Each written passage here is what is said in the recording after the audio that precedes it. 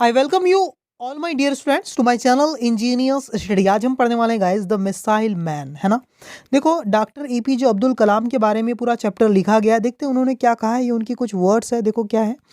Creativity leads to thinking. Creativity आपको सोचने पर यूज करती है, एक सोच की तरफ उन्मुख करती है। थिंकिंग प्रोवाइड्स नॉलेज, और आपकी थिंकिंग, आपका मंथन, विचार मंथन आपको नॉलेज प्रोवाइड करता है। And knowledge makes you great, और आपका ज्ञान ही आपको महान बनाता है। ठीक है। Popularly known as people's president, जो लोगों के बीच में लोगों के मुख्य यानी राष्ट्रपति के रूप में जो जाने जाते थे। No words can describe and highlight, कोई भी वर्ड्स डिस्क्राइब नहीं कर सकते, हाईलाइट नहीं कर सकते शब्द the humility and charm of India missile man. उनकी ह्यूमिलिटी का मतलब क्या होता है गाइस? विनम्रता को। और चार्म मतलब उनके आकर्षण को। Of India's missile man, India के मिसाइल मैन जो डॉक्टर एपीजे अब्दुल कलाम है, कोई शब्दों में इतनी ताकत नहीं, वर्ड्स उनको डिस्क्राइब नहीं कर सकते उनकी विनम्रता को, उनके आकर्षण को, है ना। हु, जिन्होंने, हैज वॉन, जिन्होंने जीता है millions of hearts around the world, जिन्होंने लाखों लोगों के दिलों को जीता है इस पूरी दुनिया में। Here are a few rare stories, यहाँ पर कुछ बहुत ही चुनिंदा स्टोरीज है, बहुत ही रेयर स्टोरीज है about doctor APJ Abdul Kalam. Doctor APJ Abdul Kalam के बारे में कुछ रोचक कहानियां हैं that will only make you respect this legend even more, जो आपको विवश कर देगी इस महान इंसान के लिए, आपके मन में और भी ज्यादा रिस्पेक्ट आ जाएगी। ठीक है ना। ठीक है। देखो क्या है, उनके जीवन की छोटी मोटी कुछ घटनाएं हैं, उसको यहाँ पर बताने की कोशिश की है, जिससे आप उनके व्यक्तित्व को और भी अच्छे से समझ सकते हैं ना। देखो क्या है। वंस, एक बार, doctor APJ Abdul Kalam rejected the suggestion to put broken glass pieces on the wall of building that needs protection.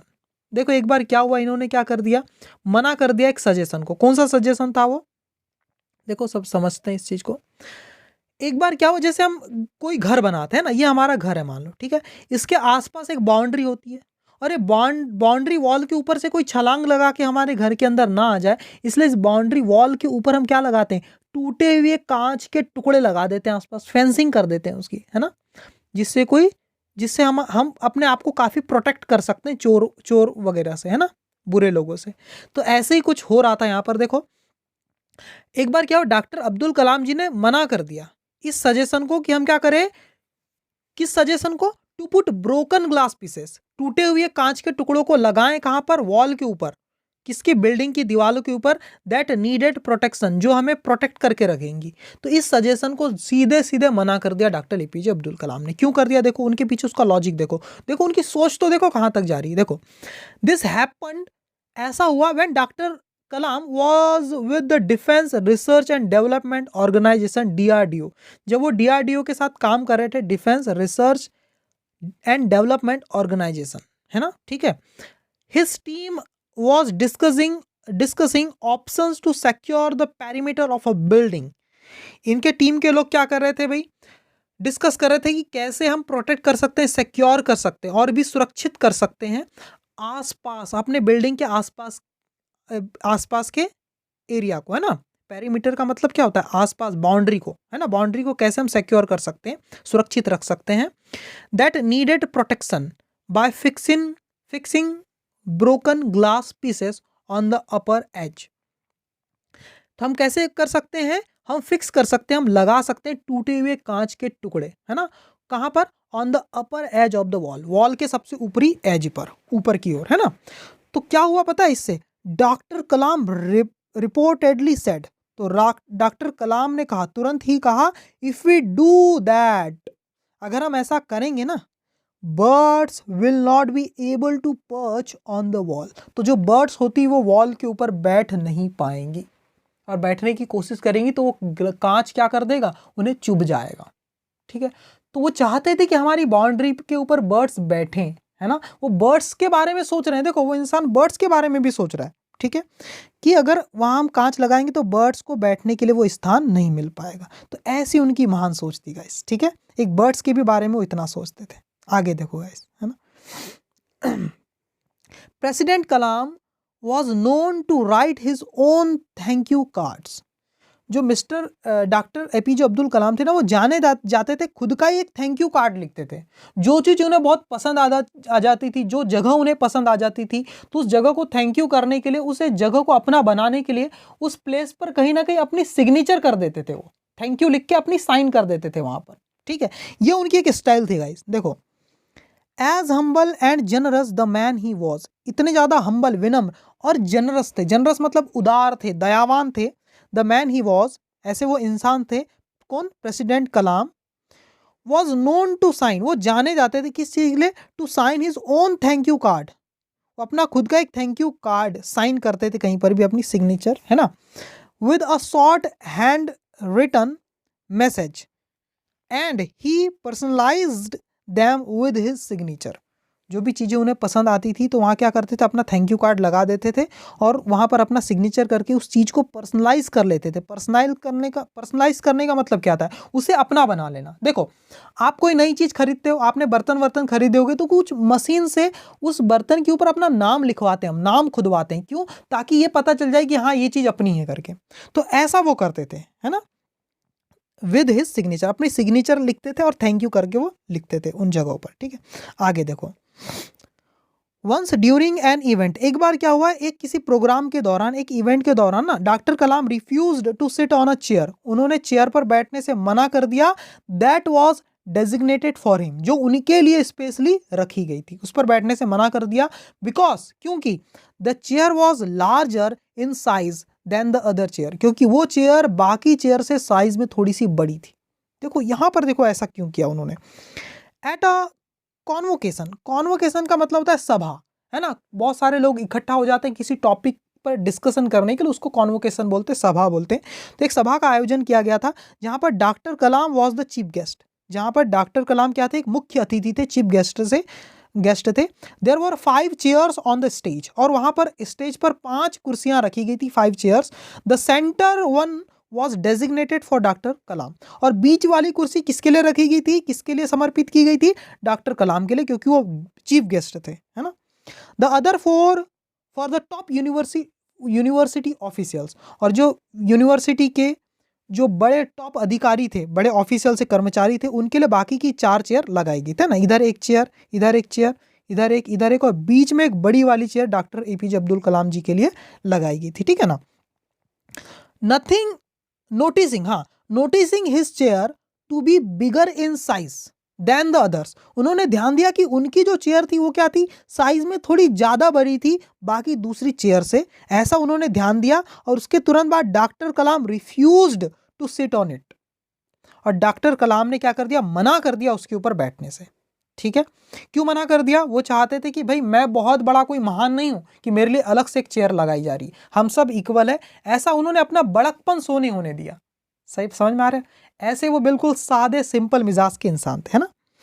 No doubt, कोई संदेह की बात नहीं है। Another chair was made available, दूसरी चेयर लाई गई नॉर्मल साइज की ही, इमीडिएटली, तुरंत ही, for the honourable former president, हमारे सम्माननीय पूर्व राष्ट्रपति के लिए दूसरी चेयर लाई गई उसी साइज की, ठीक है। ऐसे वो थे, उनको ऐसा नहीं था कि मुझे स्पेशल ट्रीटमेंट दो, ऐसे नहीं थे वो, ठीक है। आगे देखो, and the most important story, और सबसे बहुत ही इंपॉर्टेंट स्टोरी क्या है? Of his contribution to India space and defence programme, India के जो अंतरिक्ष में हम यात्रा करते हैं, स्पेस और डिफेंस प्रोग्राम, है ना, जो हवाई एयर के थ्रू हम जो अटैक करते हैं, मिसाइल वगैरह के थ्रू, इनमें भी इनका बहुत बड़ा योगदान रहा है। देखो, doctor Kalam was one of the few scientists who started working with ISRO during the agencies early years.